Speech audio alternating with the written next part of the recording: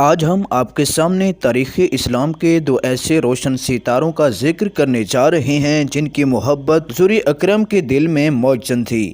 یہ ہیں جنت کے جوانوں کے سردار حضرت محمد مصطفیٰ کے گلشن کے دو مہکتے پھول امام حسن اور امام حسین علیہ السلام۔ یہ وہ ہستیاں ہیں جن کا بچپن بھی امت کے لیے درس، محبت اور رحمت کا پیغام تھا۔ آپ سے گزارش ہے کہ اس ایمان افروز واقعے کو آخر تک ضرور سنیں۔ حضرت امام حسین کی ولادت 5 شعبان المعظم 4 ہجری کو ہوئی۔ آپ کی ولادت سے پہلے رسول اکرم کی چچی حضرت عباس کی اہلیہ ام فضل نے ایک عجیب و مبارک خواب دیکھا۔ انہوں نے دیکھا کہ نبی کریم کے جسم میں عطر سے گوشت کا ایک ٹکڑا جدا ہوا اور ان کی گود میں آ گرا۔ جب یہ خواب حضور کے سامنے بیان کیا گیا تو حضور نے فرمایا، غم نہ کرو، یہ خواب خیر اور برکت والا ہے۔ ان قریب میری بیٹی سیدہ فاطمہ زہرا کی ہاں ایک بیٹے کی ولادت ہوگی اور اس کی پرورش تمہارے ذمہ ہوگی۔ چند ہی دن گزرے تھے کہ حضرت حسین اس دنیا میں تشریف لائے۔ اسی طرح جنت کے 2 شہزادے حضرت حسن اور حسین کی خوبصورت جوڑی مکمل ہوئی، کیونکہ حضرت حسن علیہ السلام کی 1 سال پہلے ولادت ہو چکی تھی۔ جب نبی کریم کو ولادت کی خبر ملی تو آپ فوراً تشریف لائے۔ محبت، رحمت اور برکت کے لیے آپ نے اپنی زبان مبارک نو مولود کے منہ میں رکھی، دائیں کان میں آذان اور بائیں کان میں اقامت کہی۔ یہ وہ خوش نصیب بچہ تھا جس کے کانوں میں سب سے پہلی صدا اللہ اکبر کی گونجی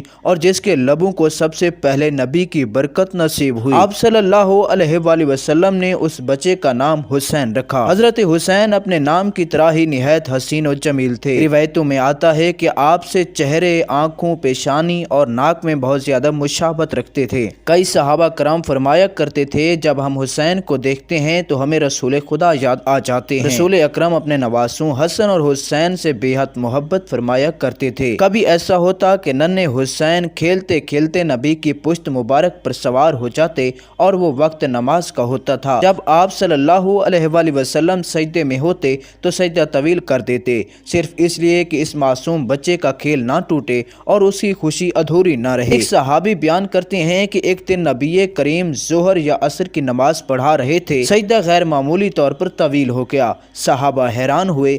جب نماز مکمل ہوئی تو عرض کیا، یا رسول اللہ، آج سجدہ بہت طویل تھا، ہم سمجھے شاید وہی نازل ہو رہی ہے۔ آپ صلی اللہ علیہ وآلہ وسلم نے محبت بھرے انداز میں فرمایا، ایسا کچھ نہیں تھا، میرا بیٹا میری پیٹھ پر چڑھ گیا تھا، میں نے مناسب نہ سمجھا کہ اس کی خواہش پوری ہونے سے پہلے اسے اتار دوں۔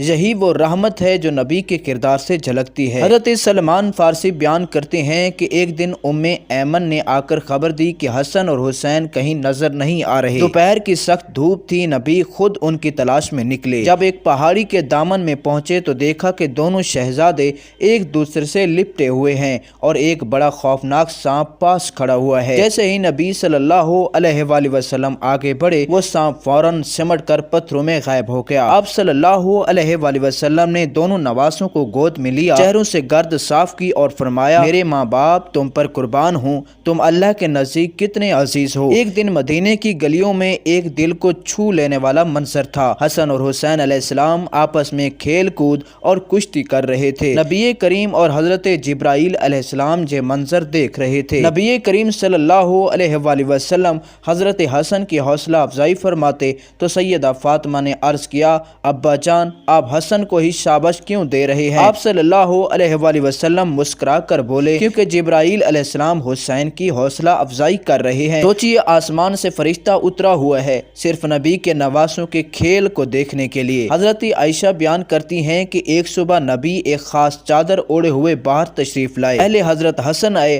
آپ صلی اللہ علیہ وآلہ وسلم نے انہیں چادر میں سمو لیا۔ پھر حضرت حسین آئے، انہیں بھی شامل کر لیا۔ پھر سیدہ فاطمہ آئیں، پھر حضرت علی علیہ السلام آئے، سب ایک ہی چادر کے سائے میں آ گئے۔ اس لمحے نبی نے وہ عظیم آیت تلاوت فرمائی جس کا مفہوم یہ ہے، اے اہل بیت، اللہ چاہتا ہے تم سے ہر طرح کی آلائش دور کر دے اور تمہیں مکمل پاکیزہ بنا دے۔ یہ چادر محض کپڑا نہیں تھی، یہ رحمت، محبت اور انتخاب الہی کا اعلان تھی۔ ناظرین، یہ تھی ہماری آج کی ویڈیو۔ اگر آپ کو یہ ویڈیو پسند ہے تو ہمارے یوٹیوب چینل ایمان ٹیلز کو سبسکرائب کریں اور اس ویڈیو کو آگے شیئر کریں۔ اللہ حافظ۔